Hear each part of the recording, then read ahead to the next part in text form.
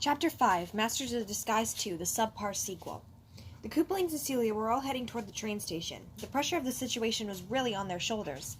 If they were discovered, then they would be brought before Princess Peach and potentially thrown into prison.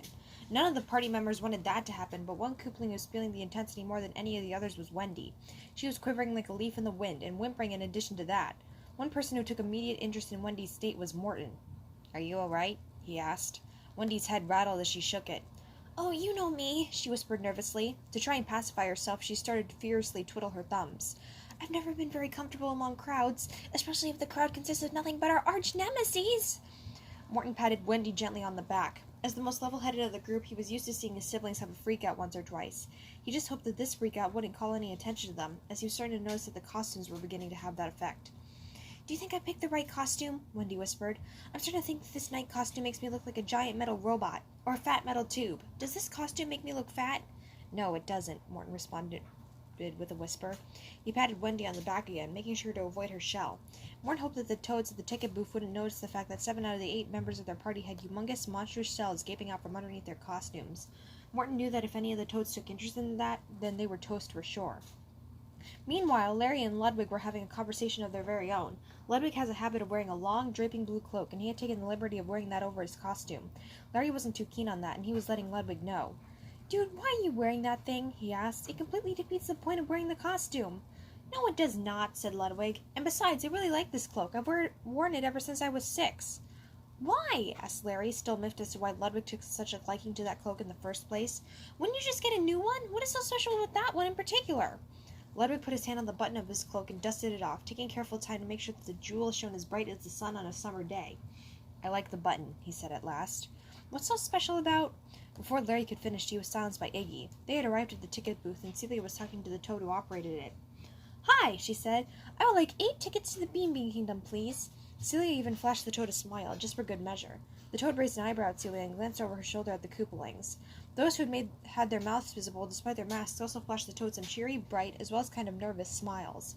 The toad made a weird face, as if he was looking at a mess that his children made in their room. "Not that it's any of my business," he said, "but what's with the costumes?" Celia chuckled. She seemed to be completely unfazed by unease. "Oh, we're just heading off to a comic book convention," she said. "We're all dressed as our favorite characters." The toad raised an eyebrow. "So there's a comic book in the world where the main character is a rainbow magical Pegasus?" he asked skeptically after spotting Morton in his outfit. "Oh, yes," said Celia happily and smoothly. "It's called Rainbow Mare and the Pony Posse Pals. Trust me, it's got a surprising fan base." The toad didn't seem to buy that. He gave Celia a death stare. "Really?" he asked threateningly. "Do I seem like the kind of person who would lie to strangers?" Celia asked. The toad continued to deliver his deadly gaze. Then he eased his brow and let out a smile. "No, you don't," he said. Celia laughed, and the Koopalings let out long-held breaths. "I do have another question for you, though," the toad said. "Where do you get your unique coloring from?" At this question, Celia stiffened up. My coloring?" The breath that the Koopalings had been holding was instantly sucked back in. What will Celia say to this? "Oh, that!" she said as she let out another laugh. "You see, this is a result of a really bad spray-on tan that I got at the mall." "A spray-on tan?" asked the toad, suddenly engaged. "Yep," said Celia. "Although if you think that this is bad, you should have seen what they did to me last year. I turned purple for 2 straight weeks." The toad gawked at her. "Oh my," he said. "You know, I got a coupon for a free spray-on tan just at the mall just yesterday." "Yeah, I'd throw that out if I were you," she said. She motioned for the toad to come closer and whispered into his ear, "Between you and me, if it's spray, that probably means you're going to be even worse off." The toad put his hand over his mouth. "Oh my," he said. "Yeah," said Celia in response. "Now about those tickets." The toad smiled. Then out of his desk he pulled out 8 tickets printed on pink paper. "You board on platform 4, said the toad ticket agent. "Your train leaves in 20 minutes, so you'd better hurry up." Celia and the Koopalings paid for their tickets, thanked the ticket agent, and hurried to get on the train. Once they got on, it felt like a big weight was lifted off all of their shoulders. The amount of toads that were around them had substantially decreased, so everyone was allowed to just sit back in their seats and relax. "I don't know about any of you guys," said Larry as he leaned back in his seat, "but I'm actually looking forward to this trip." "I have anticipation for this trek as well," said Iggy. He started to bounce up and down in his seat. "I've heard rumors about an undead gorilla that lurks near the caves of Tiki Valley. It has been said that it has a hoard of treasure in the cave that it dwells in." "Treasure?" Wendy asked. "Oh, yes," Iggy said. "I'm guessing that it was a Congicus hordicis during its life. That species is notorious for foraging objects of value and accumulating a hoard of them." Larry chuckled and elbowed his sister. "I bet Wendy was a Congicus hordicis in a past life," he said. The others laughed. Wendy scowled at Larry. "Hey," she said, "just because I keep a bit of jewelry in my room." "A little bit," said Lemmy. "Wendy, you have so much stuff in your room that it makes the Koopa Kingdom National Treasury look tame," said Ludwig. Wendy's scowl became even darker. It looked like there was going to be a fight. Thankfully, Morton stepped in. "Why don't we all go down to the dining car?" he suggested. The Koopalings liked that idea. Well, they would have liked any idea if it didn't involve Wendy and murdering them. So they took Morton's suggestion to heart and went down to the dining car. Once they were all seated, one of the dining staff came up to them. "Would any of you like to try some Chocola-Cola?" she asked. The Koopalings exchanged looks with one another. "Chocola-Cola?" asked Lemmy. "What in the mushroom world is Chocola-Cola?" "It's a soda from the Beamy Kingdom," said the waitress. "Made from fruit when deep within the Chucklehuck wood, it's the Beamy Kingdom's most prized delicacy." The lady produced 8 bottles of the prized soda. When the gang saw it, they thought that she must have been sorely mistaken. The liquid in the bottles didn't look like anything special. It was perfectly clear, just like water. "Of course, Chocola-Cola is a special soda," she continued. "In order for it to fully mature, you need to tell it some soda-based puns." With that, she walked away, leaving the beverages on the table. Lemmy and Larry stared at each other, and Lemmy started to develop a devious, impish grin on his face. "Soda-based puns, eh?" he said. Wendy, Ludwig, and Iggy groaned. "No, please no," said Wendy. "Isn't it a little too late in the day for puns?" asked Ludwig, who downright despised it when Lemmy delivered a bad pun. Lemmy put his hand on his heart, as if Ludwig had just said the most shocking thing in the whole wide world. "It is never too late in the day for puns!" Lemmy exclaimed. "Yeah," said Larry. "Puns are good, wholesome fun for the whole family."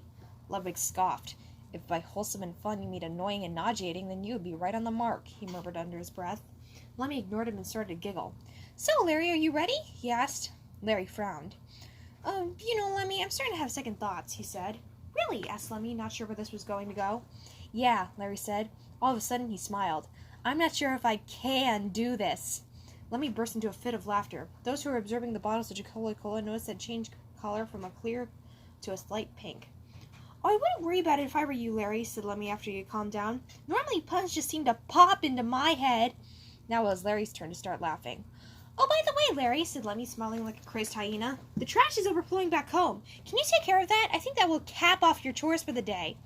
"Oh, sorry, Lem," said Larry, "but I think I'll be a little too fizzy." Lemmy and Larry laughed crazily. The others, browbeaten by the whole affair, sat there shaking their heads. "Be thankful that you have visible ears, Celia," said Ludwig scornfully. Celia, who unlike some of the others had been chuckling at the jokes the two had been telling, stared at Ludwig in bewilderment. "Why?" she asked. "Because you have the ability to cover them," he responded. Celia got a smile on her face, much bigger than the smiles that Larry and Lemmy had been sporting. "Oh," she said, "were those jokes a little hard for you to swallow?" Both Larry and Lemmy burst into the biggest fit of laughter ever known to man or Koopa. Ludwig stared at Celia, looking ticked off to high heavens. "Don't get on my bad side," he said quietly and ominously. He then picked up a bottle of Chocola-Cola, which by now had turned a deep magenta, and started chugging it down like it was a supply of oxygen. After this, everyone went off in their own separate directions. Roy and Celia went off together into an empty train car, away from the other Koopalings. During this time, Roy couldn't help but think about how beautiful Celia is. He wanted to take her somewhere special. Maybe to a nice movie, or perhaps to a beach at sunset. Maybe he could even get her a gift, like a puppy. He heard that chicks go crazy and drooly over stuff like that, as well as babies, but Roy wasn't sure if getting Celia a baby would be the best idea. "What's he like?" asked Celia, pulling Roy back down to reality. "What was that?" Roy asked, slightly disoriented. Celia chuckled. "I meant Bowser," she said. "Is he nice to you?" Roy hesitated. It wasn't as if this was necessarily a hard question. It's just he didn't know where to start with answering it. "Well, sure," he said. "I mean, he's Bowser. Bowser's nice to pretty much everyone. Well, except if you're someone like Mario." Roy reconsidered what he said for a minute. "Or Luigi. Or Yoshi. Or any of the Toads. Really, if you're somebody who lives in the Mushroom Kingdom, you can really dampen his day." Celia looked a little disappointed and slightly taken aback. "Oh," she said. "Do you think he'll be disappointed in the fact that I'm half human?" Roy felt like some little guy should be waving red flags in the background. He had a feeling that he was entering delicate territory at this point and should probably choose his next word carefully. Otherwise, he would be in danger of seriously offending his new friend. No, of course not," he said. "If you're his daughter, then he'd probably accept you in with open arms." Celia's eyebrows scrunched up and she glared at Roy. "What do you mean, if I'm his daughter?" she asked with an offended tone. "Of course I'm his daughter. What would make you think otherwise?" Roy gulped. This is exactly what he hoped wouldn't happen. "Well, we still aren't 100% sure." he said. He had a feeling that his brow would be riddled with sweat if he were warm-blooded. Your mom could have made the whole story up, you know. Hey, my mom is not a liar, said Celia. She said it so loud that Roy was certain that people 2 train cars over shuddered. She would never do that to me. She is a great person. Is, was, and always will be. Celia then sat down in an empty seat. Although she wouldn't admit it to Roy, she was having doubts about her mother's honesty as well. She started to cry, which made Roy feel like pig slop. I'm sorry, he said. I didn't mean to call your mom a liar. I'm sure you're right. She's probably a great person and was probably right about this. Celia used her hand to dry off the tears that had been rolling down her cheek. You're right, she said. She smiled. You know, I've been waiting my whole life to meet Bowser. Ever since I was told that he's my father, I've begged my mom incessantly for us to go down to the castle and introduce ourselves to him. But despite all my badgering, she always said no. Her reason being was that he was too busy. And I understood that. Celia took a sip of the Coca-Cola, which she had brought along with her, before continuing on. But I'm glad that I ran into you, she said. I've been waiting for an opportunity to meet Bowser for most of my life. Don't you think it was fate that brought us together on that street corner? Roy thought about this. He didn't know if he believed in things like fate. Sure, he said after a while. I'm sure that our meeting was supposed to be a real fateful whoosy-me-what's-it. In fact, I bet that if we hadn't met, the whole universe would have imploded! You don't believe in fate, do you? Said Celia. No, not really, said Roy. The belief that the universe has a plan and is watching everything that I do is kind of creepy. Roy shuddered. Doesn't the universe know that I have a right to privacy? Celia laughed and took another swig from the Coca-Cola bottle. That's funny, she said as she examined the bottle. You know, this stuff is really good. Really? Asked Roy. He took the bottle out of Celia's hands and tasted the cola. It just tastes like apple cider to me. He made a face. I'm not the biggest fan of apple cider. Celia chuckled. Oh, she said as she took the bottle back. I guess that means there's more for me. Then what am I supposed to drink? Asked Roy as he playfully shoved Celia. Celia spotted a potted ice flower on the windowsill. She took the flower out and handed the rest to Roy. Here, she said, mix this dirt with your spit and drink that up. Roy cringed in disgust. No way in World 8 am I doing that, he said. Come on, I bet it's good, Celia said through a fit of laughter. You can just tell yourself that it's a chocolate milkshake. She stopped laughing and stared at the pot. I wonder what the nutritional value of dirt is. Okay, get out of here, said Roy with a smile, letting her know not to take what he was saying seriously. Celia resumed with her laughing.